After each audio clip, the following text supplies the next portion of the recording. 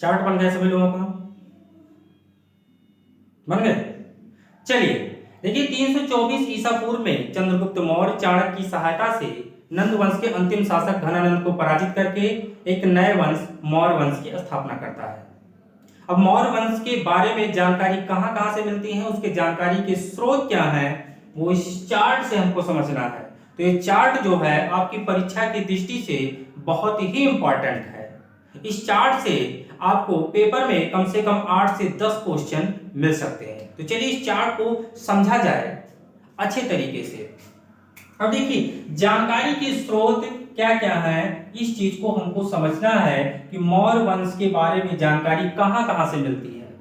तो अगर हम देखें तो इसकी जानकारी के जो स्रोत हैं वो दो हैं, एक साहित्यिक है, एक पुरातात्विक है। साहित्य का मतलब जो आपको साहित्यिक जो लिखी पढ़ी हुई चीजें हैं उससे आपको जो जानकारी मिलती है उसे साहित्यिक कहा जाता है। और पुरातात्विक जो होता है, जो आपको किसी भी चीज का साक्ष्य मिला है, कोई चीजों का चीज मिला है, मृदभांड मिला है, अभिलेख मिला है, इन सब चीजों का। तो एक साहित्यिक है और एक पुरातात्विक है, ये चीज याद होगा। दूसरा देखिए, अब साहित्यिक में भी क्या है, एक धार्मिक है और एक धर्मनिरपेक्ष है। अब धार्मिक में दो चीजें हैं, एक क्या है, एक श्रमण है और एक ब्राह्मण है। तो श्रमण में आप अगर देखेंगे तो उस समय जो मौर्य वंश का शासनकाल होता है तो हर एक वंश से ही दो धर्मों का बहुत राष्ट्रीय स्तर पर उदय होता है। और वो कौन कौन से होते हैं, एक होते हैं जैन धर्म और एक होता है बौद्ध धर्म। बौद्ध महात्मा बुद्ध जो है बिंबिसार अजातशत्रु इनके समकालीन है। अजातशत्रु के शासनकाल में जो है इनकी मृत्यु होती है। तो श्रमण की दृष्टि से अगर देखा जाए तो दो साक्ष्य मिलते हैं, एक जैन धर्म के, एक बौद्ध धर्म के और एक ब्राह्मण है। ब्राह्मण जो है ये क्या है, इसके दो साक्ष्य हैं, एक मुद्रा राक्षस है। मुद्रा राक्षस जो है ये किसके द्वारा लिखा गया है, तो ये विशाख दत्त द्वारा लिखा गया है। किसके द्वारा, विशाख दत्त। पूछा जाता है कि विशाख दत्त द्वारा लिखित कृति कौन सी है, तो वो मुद्रा राक्षस है। या मुद्रा राक्षस किसके द्वारा लिखा गया है, तो विशाख दत्त द्वारा लिखा गया है। उसके बाद दूसरा जो है वो पुराण है। क्या है, पुराण है। तो धार्मिक में अगर देखा जाए तो दो स्रोत आपको मिलते हैं, एक श्रमण मिलता है और एक आपको ब्राह्मण मिलता है। श्रमण में आपके जैन से भी आपके स्रोत मिलते हैं और बौद्ध साहित्य से भी आपके स्रोत मिलते हैं, जानकारियां मिलती हैं। फिर उसके बाद आ जाते हैं धर्मनिरपेक्ष में आ जाते हैं। धर्मनिरपेक्ष में आपकी इंडिका एक पुस्तक है जो मेगास्थनीज द्वारा लिखी जाती है। चंद्रगुप्त मौर्य के शासनकाल में मेगास्थनीज जो है वो इंडिका पुस्तक का लेखक है।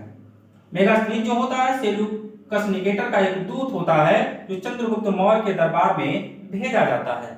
इसको हम आगे बताएंगे। अर्थशास्त्र जो है वो कौटिल्य द्वारा लिखा गया है। कौटिल्य, चाणक्य का ही नाम कौटिल्य है, विष्णुगुप्त है, इनको कई नामों से जाना जाता है।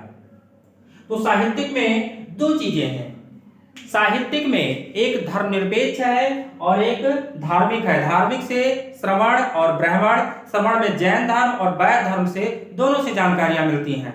जबकि ब्राह्मण से जो है मुद्रा राक्षस, इंडिका, ब्राह्मण से मुद्रा राक्षस जो विशाख दत्ता द्वारा लिखी पुस्तक है। उसके बाद धर्मनिरपेक्ष में इंडिका, अर्थशास्त्र दो हैं। इंडिका के लेखक मेगास्थनीज हैं और अर्थशास्त्र के लेखक कौन हैं, कौटिल्य हैं। यहां से हमको मौर्य काल की जानकारी प्राप्त होती है। उसके बाद पुरातात्विक में आते हैं जो को खुदाई के द्वारा प्राप्त हुए हैं। मृदभांड, अब मृदभांड ये कहां से मिले हैं, मृदभांड जो है ये उत्तर प्रदेश का पालिसदार मृदभांड। मृदभांड क्या होता है, ये आपको जब हम एंशिएंट हिस्ट्री पढ़ाएंगे तो उसमें आपको हम बताएंगे कि मृदभांड क्या है, सिंधु घाटी सभ्यता, हड़प्पा सभ्यता, जब एंशिएंट चैप्टर पढ़ाएंगे तो उसमें आपको हम बताएंगे। उसके बाद अभिलेख, अभिलेख जो है ये अशोक द्वारा या चंद्रगुप्त मौर्य द्वारा ये सबसे ज्यादा अभिलेख की जानकारी मिलती है। तो अभिलेख में अगर आ जाते हैं तो अभिलेख में चंद्रगुप्त मौर्य, अशोक और रुद्रदामन द्वारा अभिलेखों की जानकारी मिलती है। चंद्रगुप्त मौर्य के अभिलेख की जानकारी कहां मिलती है, सोगौरा जो स्थान पड़ता है गोरखपुर उत्तर प्रदेश में पड़ता है, यहां से चंद्रगुप्त मौर्य द्वारा अभिलेख की जानकारी मिलती है। और महास्थान जो बोगरा बांग्लादेश में है, ये जो है अभिलेख की जानकारी बोगरा बांग्लादेश से मिलती है, जो चंद्रगुप्त मौर्य के बारे में बताती है। उसके बाद अशोक द्वारा, अब अशोक जो है शिलालेख और गुहाभिलेख और स्तंभ लेख, ये इसके अभिलेख है।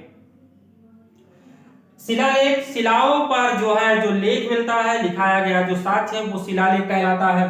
गुहाभिलेख जो गुफाओं में, और स्तंभ लेख जो स्तंभ बनवाए जाते हैं उस पे जो लिखाया जाता है। ये जानकारी है शिलालेख, गुहाभिलेख और स्तंभ लेख, ये अशोक द्वारा जो अभिलेख मिलते हैं। उसके बाद रुद्रदामन, मात्र एक इसका अभिलेख मिलता है, जो जूनागढ़ या गिरनार, और ये क्षेत्र है काठियावाड़ गुजरात का है। काठियावाड़ गुजरात का क्षेत्र है जहां से, और उसके बाद जो मुद्रा की जो साक्ष्य मिलता है, एविडेंस मिलता है, वो मुद्रा जो है आहत मुद्रा है। आहत मुद्रा से पुरातात्विक साक्ष्य मिलते हैं, किसके?